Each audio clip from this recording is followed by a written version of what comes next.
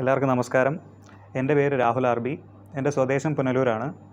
ഞാനൊരു BTech mechanical engineering graduate ആണ്. ഞാൻ ബിടെക് കഴിഞ്ഞതിന് ശേഷം കുറച്ച് നാൾ ഡിഫൻസ് ജോലിക്ക് വേണ്ടി തയ്യാറെടുത്തു. പ്രധാനമായിട്ടും അഫ്കാറ്റ് ആണ് പ്രിപ്പയർ ചെയ്തത്. അപ്പോൾ അഫ്കാറ്റിന് ഒരു 2-3 വർഷം ഞാൻ പ്രിപ്പയർ ചെയ്തു. 25 വയസ്സായപ്പോഴത്തേക്കും ഏജ് ഓവറായി. അഫ്കാറ്റ് എക്സാം എല്ലാം ക്ലിയർ ചെയ്തെങ്കിലും എനിക്ക് SSB ക്ലിയർ ആവാൻ പറ്റിയിട്ടില്ല. പിന്നെ വിഷൻ്റെ പ്രോബ്ലം ഉള്ളതുകൊണ്ട് ബാക്കി ഡിഫൻസും പറ്റിയില്ല. ഡിഫൻസ് ആയിരുന്നു എൻ്റെ അൾട്ടിമേറ്റ് ലക്ഷ്യം. പക്ഷേ 25 വയസ്സായപ്പോൾ ആ സ്വപ്നം പൊലിഞ്ഞു. അങ്ങനെ ഞാൻ പിന്നെ എൻ്റെ കുടുംബത്തിലുള്ള ഒരു മെൻറ്ററിൻ്റെ കൂടെ സംസാരിച്ചപ്പോൾ അദ്ദേഹം ഇവിടെ 1995 ഫസ്റ്റ് ബാച്ച് വിദ്യാർത്ഥിയായിരുന്നു. അപ്പോൾ എനിക്ക് ICD സജസ്റ്റ് ചെയ്യുകയും എത്രയും പെട്ടെന്ന് ബാങ്കിൽ ഒരു കരിയർ നേടിയെടുക്കാൻ അദ്ദേഹം എന്നെ പ്രോത്സാഹിപ്പിച്ചു. അതിനുശേഷം 2022 മെയ് ബാച്ചിൽ ഞാൻ ICDയിൽ ജോയിൻ ചെയ്യാനുണ്ടായത്. ആ വർഷത്തെ എക്സാം എല്ലാം ഞാൻ അറ്റൻഡ് ചെയ്തെങ്കിലും എല്ലാം വളരെ ചെറിയ മാർജിനിൽ പുറത്തായി, ഒന്നിനും കിട്ടിയില്ല. അടുത്ത വർഷത്തെ സൈക്കിൾ ഞാൻ വാശിയോട്ടിരുന്ന് പഠിച്ചു. അങ്ങനെ 2023 സൈക്കിളിലെ എല്ലാ എക്സാമുകളിലെയും പ്രിലിമിനറി ഞാൻ പാസ്സായി. അങ്ങനെ 2023 ആദ്യത്തെ എക്സാമായ RRB PO and RRB clerk result വന്നപ്പോൾ PO എനിക്ക് കിട്ടിയില്ല, RRB ക്ലർക്ക് എനിക്ക് കിട്ടി. പിന്നെ എൻ്റെ സ്റ്റഡി പ്ലാൻ പറയുകയാണെങ്കിൽ എനിക്കങ്ങനെ ഒരുപാട് നേരം ഒറ്റയടിക്ക് ഫോക്കസ് ചെയ്തിരിക്കാൻ പറ്റാത്ത ഒരാളാണ്. അതുകൊണ്ട് ഞാൻ മാക്സിമം നേരം അതായത് റെസ്റ്റും കൂടെ കൊടുത്തതിന് ശേഷം പഠിക്കാൻ വേണ്ടി കൂടുതൽ ഫോക്കസ് ചെയ്തിരുന്നു.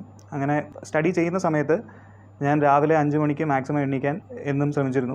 അതിനുശേഷം ന്യൂസ് പേപ്പർ വായിച്ചതിന് ശേഷം ഞാൻ ഒന്ന് നടക്കാൻ പോയി കഴിഞ്ഞിട്ട് ഒരു മോക്ക് ടെസ്റ്റ് എഴുതും. അതിനുശേഷം ഞാൻ ICDയിൽ വരും, ക്ലാസ് അറ്റൻഡ് ചെയ്യും. ലൈബ്രറി ഫെസിലിറ്റി ഇവിടെ ഉണ്ടെങ്കിലും ഞാൻ ലൈബ്രറിയിൽ ഇരിക്കാറില്ല. കാരണം എനിക്ക് ഇതിന് മുമ്പ് ഒരു ACL സർജറി ഉണ്ടായതുകൊണ്ട് എനിക്ക് ആ സമയത്ത് ഇച്ചിരി ബുദ്ധിമുട്ടുണ്ടായിരുന്നു ബെഞ്ചുകളിലിരിക്കാൻ. അപ്പം ഞാൻ എൻ്റെ റൂമിൽ പോവും, എൻ്റെ സ്റ്റഡി ടേബിളിലിരുന്ന് ഞാൻ കുറച്ച് നേരം പഠിക്കും. ഉച്ച കഴിഞ്ഞ് ഞാൻ റിലാക്സ് ചെയ്യുന്ന ടൈമാണ്. ഉച്ച കഴിഞ്ഞ് കുറച്ച് നേരം റിലാക്സ് ചെയ്യും. അതിനുശേഷം വൈകുന്നേരം ഒന്ന് കളിക്കാൻ പോകും. ക്രിക്കറ്റോ ബാഡ്മിൻ്റണോ അങ്ങനെ എന്തെങ്കിലും കളിക്കും. അതിനുശേഷം വൈകുന്നേരം വന്നിട്ട് ഞാൻ ഒരു മോക്ക് ടെസ്റ്റ് കൂടെ എഴുതും. 2 മോക്ക് ടെസ്റ്റിൻ്റെ അനാലിസിസ് ഞാൻ ഒന്നിച്ച് വൈകുന്നേരം ചെയ്യും.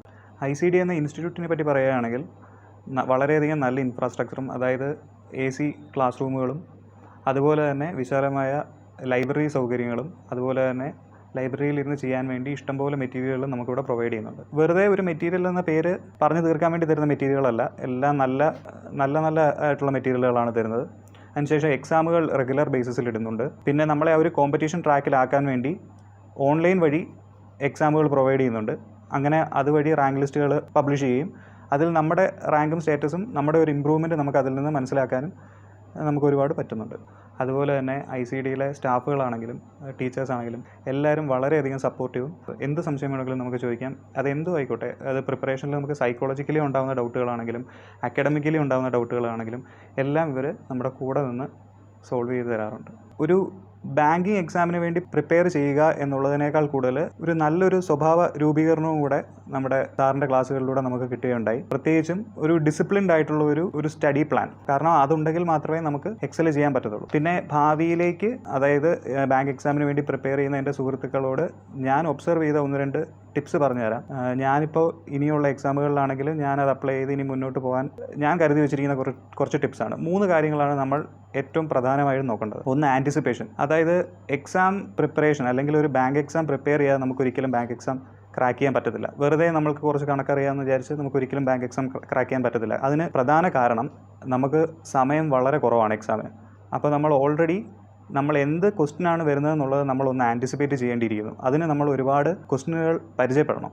നമ്മുടെ സ്ട്രോങ് പോയിന്റുകൾ നമ്മൾ മനസ്സിലാക്കണം. അതിനുശേഷം ഒരുപാട് എക്സാമുകൾ എഴുതുകയും നമ്മൾ എങ്ങനെ നമ്മുടെ സ്ട്രോങ് പോയിന്റിനെ എക്സാമിൽ അപ്ലൈ ചെയ്യുന്നതെന്നുള്ളത് നമ്മൾ മനസ്സിലാക്കണം.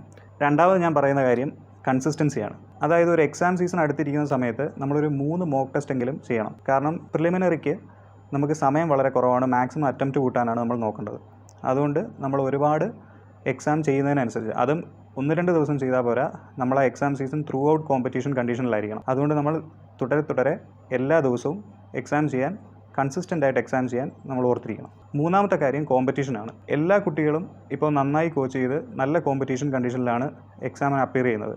അതുകൊണ്ട് വളരെ ചെറിയ മാർജിനിലായിരിക്കും നമ്മൾ എത്ര പഠിച്ചാലും ചിലപ്പോൾ നമുക്ക് എക്സാമിന് പോകുന്നത്. ഇപ്പോൾ ഉദാഹരണം പറഞ്ഞാൽ തന്നെ ഈ കഴിഞ്ഞ RRB PO റിസൾട്ട് വന്നപ്പോൾ എനിക്ക് മെയിൻസിന് കട്ട് ഓഫിനേക്കാൾ 10 മാർക്ക് കൂടുതലും ഇൻ്റർവ്യൂവിന് 90 മാർക്കും ഉണ്ടായിരുന്നു 100-ൽ. പക്ഷേ എനിക്ക് എക്സാം 1 മാർക്കിന് പോവുകയുണ്ടായി. അപ്പോൾ എൻ്റെ ഒരു ടിപ്പ് എന്താണെന്ന് വെച്ച് കഴിഞ്ഞാൽ, എക്സാം സീസണിൽ ഏകദേശം ഒരു 12 ബാങ്ക് എക്സാംസും വിത്ത് ഇൻഷുറൻസ് എക്സാംസും നമുക്ക് കാണും. നമ്മൾ ഒരേ എക്സാമിൽ മാത്രം ഫോക്കസ് ചെയ്യാതെ നമ്മൾ എല്ലാ എക്സാമുകൾക്കും നമ്മുടെ ബെസ്റ്റ് കൊടുക്കുക. അതിനുശേഷം hope for the best. Okay, thank U.